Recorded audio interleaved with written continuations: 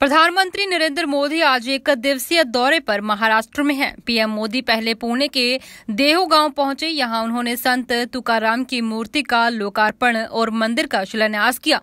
उसके बाद पीएम ने मुंबई में राजभवन में अंडरग्राउंड क्रांतिकारी गैलरी का उद्घाटन और इसके साथ ही राज्यपाल के नए आवास का भी अनावरण करने की खबर आई है।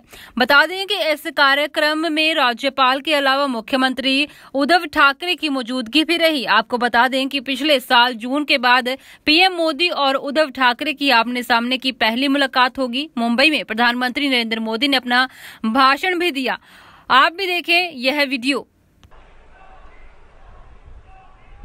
श्री विठ्ठलाय नमः।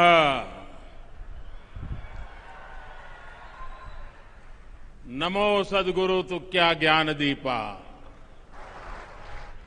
नमो सद्गुरु सच्चिदानंद रूपा। नमो सद्गुरु भक्त कल्याण मूर्ति।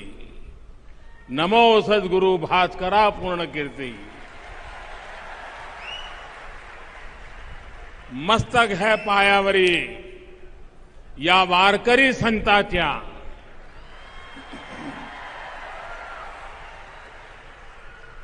महाराष्ट्र के उप मुख्यमंत्री श्री अजित पवार जी, प्रतिपक्ष नेता श्री देवेंद्र फडणवीस जी, पूर्व मंत्री श्री चंद्रकांत पाटिल जी, वारकरी संत श्री मुरली बाबा कुरेकर जी, जगत गुरु श्री संत तुकाराम महाराज संस्थान के चेयरमैन नितिन मोरे जी, आध्यात्मिक अघाड़ी के प्रेसिडेंट आचार्य श्री तुषार भोसले जी, यहां उपस्थित संतगण, देवियों और सज्जनों,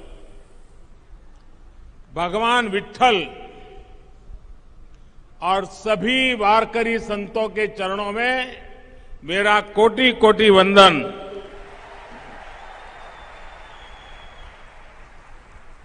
हमारे शास्त्रों में कहा गया है कि मनुष्य जन्म में सबसे दुर्लभ संतों का सत्संग है। संतों की कृपा अनुभूति हो गई तो ईश्वर की अनुभूति अपने आप हो जाती है। आज देहू की इस पवित्र तीर्थ भूमि पर मुझे यहां आने का सौभाग्य मिला और मैं भी यहां वही अनुभूति कर रहा हूं। देहू संत शिरोमणि जगतगुरु तुकाराम जी की जन्मस्थली भी है, कर्मस्थली भी है।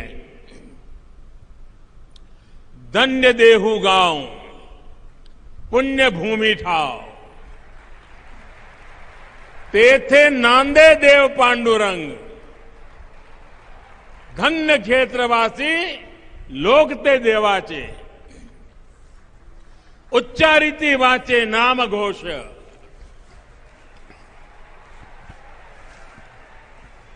देहू में भगवान पांडुरंग का नित्य निवास भी है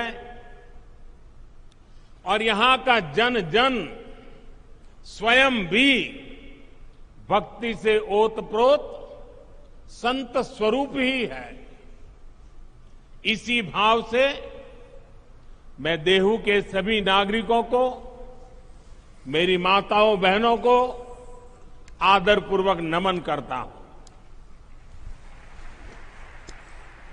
अभी कुछ महीने पहले ही मुझे पालकी मार्ग में 2 राष्ट्रीय राजमार्ग को 4 लेन करने के लिए शिलान्यास का अवसर मिला था।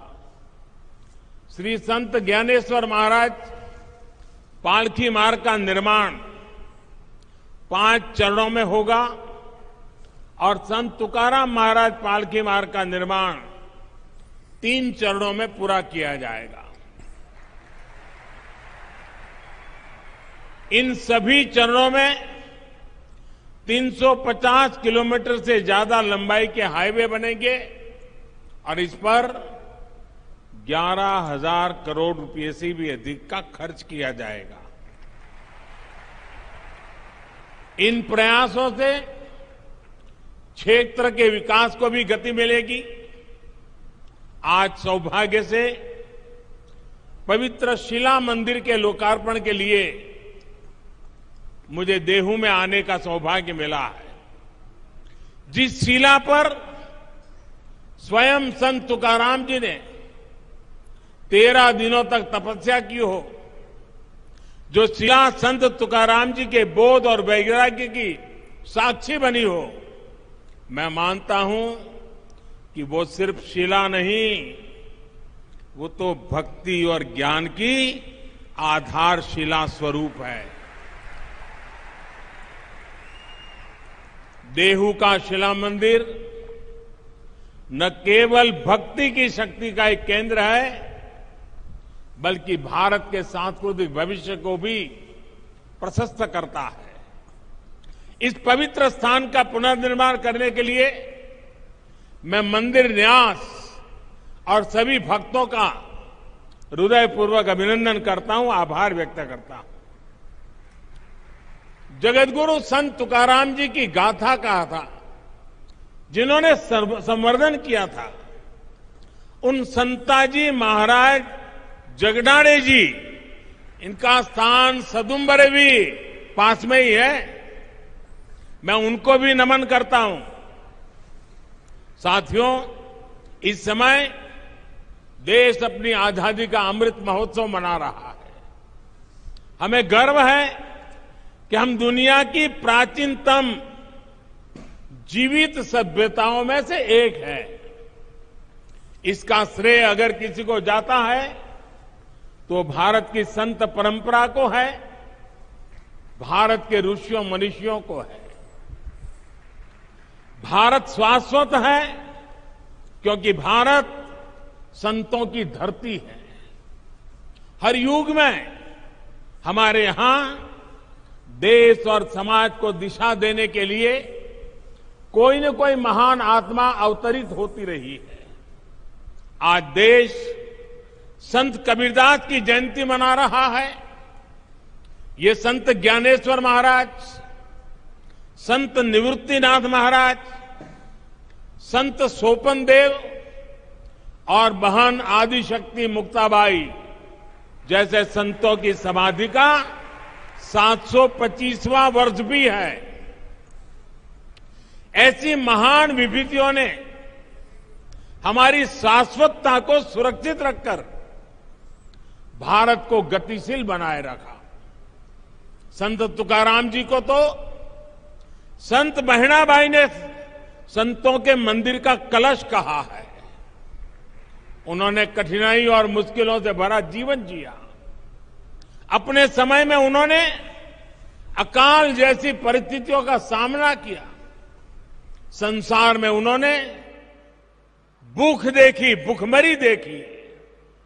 दुख और पीड़ा के ऐसे चक्र में जब लोग उम्मीद छोड़ देते हैं, तब संत तुकाराम जी समाज ही नहीं बल्कि भविष्य के लिए भी आशा की किरण बनकर उभरे।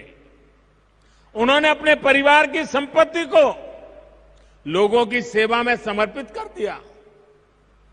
ये शिला उनके उसी त्याग और वैराग्य की साक्षी है।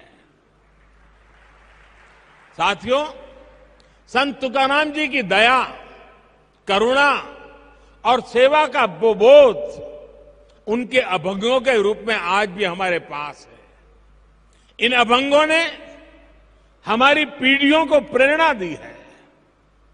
जो भंग नहीं होता, जो समय के साथ शाश्वत और प्रासंगिक रहता है, वही तो अभंग होता है।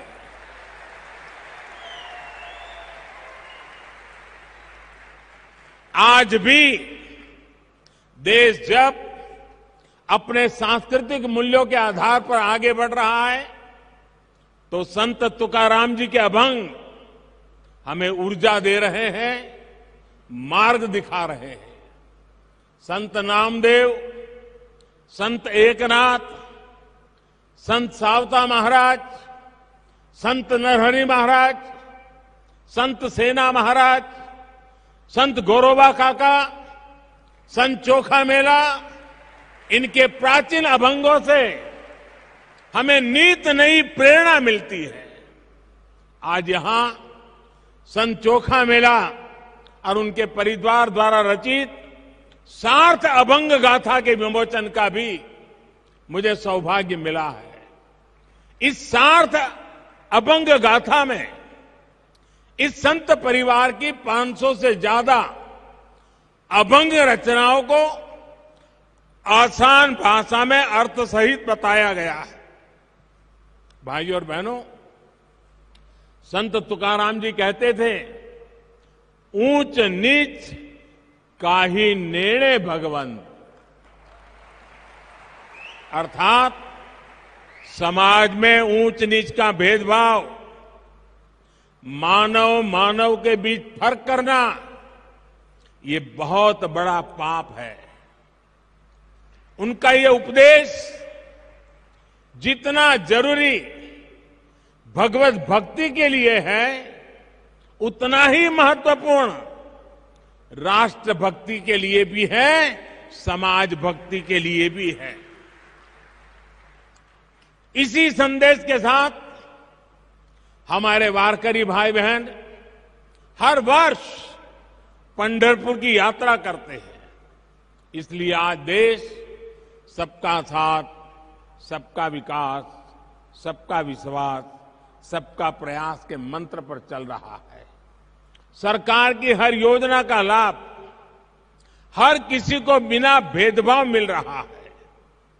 वारकरी आंदोलन की भावनाओं को सशक्त करते हुए देश महिला सशक्तिकरण के लिए भी निरंतर प्रयास कर रहा है।